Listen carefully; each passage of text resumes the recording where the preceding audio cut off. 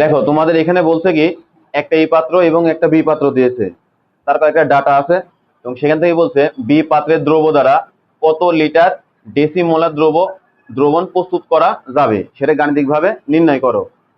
তো যে এটা বি পাত্র আছে সেখানে আমাকে দেওয়া আছে কি কি, যে বি পাত্রের জন্য কি কি দেওয়া আছে দেখো, এটা আমরা সাইড নোটে লিখি আগে। 6 গ্রাম, তো গ্রাম কিসের, দ্রবের ভর, তার মানে কি গ্রামকে প্রকাশ করা হয় ডাব্লু দ্বারা, তো ডাব্লু সমান কত, 6 গ্রাম। আর এই যে সোডিয়াম হাইড্রোক্সাইড এর কি আছে, একটা আণবিক ভর আছে, আণবিক ভরটাকে প্রকাশ করে এম দ্বারা, সেটা আমরা শিখাইছি, সেটা কত হবে 40, তাই না। আর দেখো এই যে বি পাত্র সেটার একটা আয়তন দেওয়া আছে, আয়তনটা কত, আয়তনকে প্রকাশ করে ভি দ্বারা, সেটা কত 200 মিলিলিটার।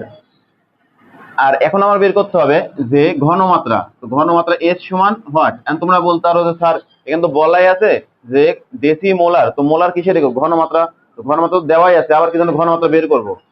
তুমি প্রশ্ন একটু ভালো করে লক্ষ্য করো, প্রশ্নে বলছে বি পাত্রের দ্রব্য দ্বারা, মানে বি পাত্রে এখন যতটুকু আছে সেটা দ্বারা কত লিটার ডেসিমোলার দ্রবণ প্রস্তুত করা যাবে, মানে তুমি একটা দ্রবণ প্রস্তুত করবে যার ঘনমাত্রা কত ডেসিমোলার, সেটা কত লিটার প্রস্তুত করতে পারবে এটা দিয়ে।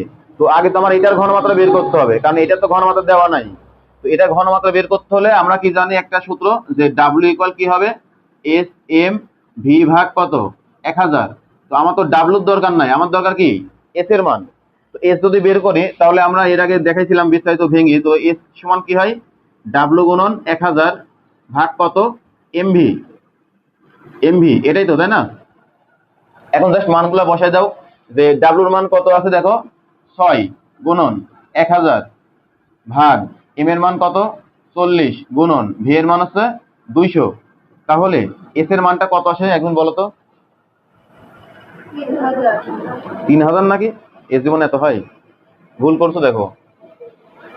দাঁড়াও, এই 3 শূন্য কাটা, 2 দ্বারা 6 কাটলে 3 থাকে, 3/4, 0.75 এর মতো কিছু একটা।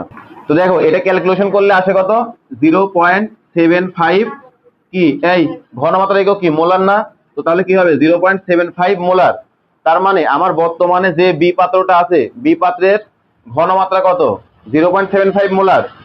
আর তোমাকে বলছে কি তুমি একটা দ্রবণ প্রস্তুত করবে, যে দ্রবণের তোমার ঘনমাত্রা থাকবে কত ডেসিমোলার। তো ডেসিমোলার মানে কি বলছিলাম, সেমি মোলার মানে 0.5 মোলার, ডেসিমোলার মানে 0.1 মোলার, সেন্টিমোলার মানে 0.01 মোলার। মনে রাখতে হবে এগুলা। তো এখন এখান থেকে আমরা কি পাবো, তো দেখো আমরা লঘুকরণ গাঢ়করণ থেকে একটা সূত্র জানি, তো লঘুকরণ নীতি অনুযায়ী বা লঘুকরণ সূত্রানুসারে, বা মেন কথা লঘুকরণ অনুযায়ী,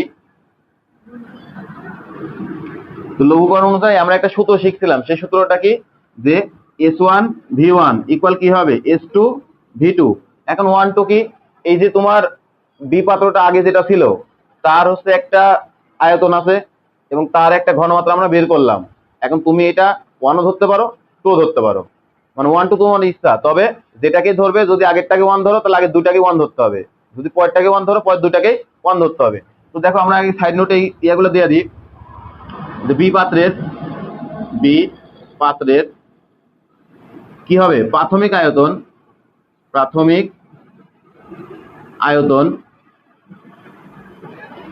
তাহলে আয়তন কি ভি দ্বারা প্রকাশ করা হয়, সেটা কত দেওয়া আছে, প্রাথমিক আয়তন কত 200 মিলিলিটার।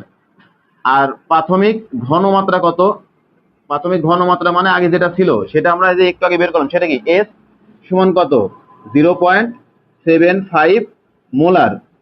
তোমাকে বলছে কি যে তুমি এমন একটা দ্রবণ প্রস্তুত করবে যে দ্রবণের তোমার ঘনমাত্রা হবে কত ডেসিমোলার।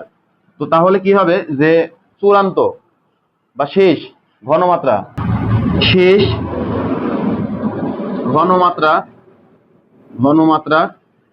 এস সমান, দেখো বলা আছে কি ডেসিমোলার। তো আমরা জানছিলাম কি যে সেমি মোলার, তোমাকে যদি বলে সেমি মোলার মানে কত হবে 0.5 মোলার ডেসি মোলার, তাহলে সেটা কি হবে 0.1 মোলার। যদি বলে সেন্টিমোলার তাহলে কি হবে 0.01 মোলার। আর যদি শুধু বলা হয় মোলার তাহলে কত হবে 1 মোলার, যদি বলা হয় তোমাকে শুধু মোলার। মোলার দ্রবণ। তো মোলার দ্রবণ মানে কি? 1 মোলার দ্রবণ। তো এই যে জিনিসগুলা এগুলো তোমাদের কি করতে হবে? মুখস্থ রাখতে হবে, কারণ ম্যাথে তোমাদের এভাবেও দিতে পারে। তো সেই ঘনমাত্রা এস সমান কত আছে? ডেসিমোলার ছিল জন্য কত হবে? 0.1 মোলার। তো তোমাকে বলছে কত লিটার, কত লিটার মানে কি আয়তন বের করতে বলছে, তাহলে শেষ আয়তন কত হবে? আয়তন ভি সমান কি হোয়াট? এই যে দেখো তোমাদের একটু আগে বলছি 1 2 দ্বারা কোনো ভেদাভেদ নাই। তোমার এই যে দুইটা প্রাথমিক আছে না, তুমি চাইলে দুইটাকেই 1 দিতে পারবে। মানে এটাকে যদি 1 দাও তাহলে প্রাথমিকে যেটা সেটা এটাকে 1 দিতে হবে। প্রথম কথা হচ্ছে এটা। তুমি ধরো 1 দিতে চাবে না, তোমার ইচ্ছা তুমি এটাকে 2 দিবে, তাহলে কি করবে? প্রাথমিকে যে দুইটা আছে দুইটাকে 2 2 দিবে, তাহলে এই দুইটাকে কি দিবে? 1 দিবে। বোঝা গেছে? তো 1 2 তে তোমার প্রাথমিকটাকেই 1 দিতে হবে, এরকম কোনো ধরা বাঁধা নিয়ম নেই।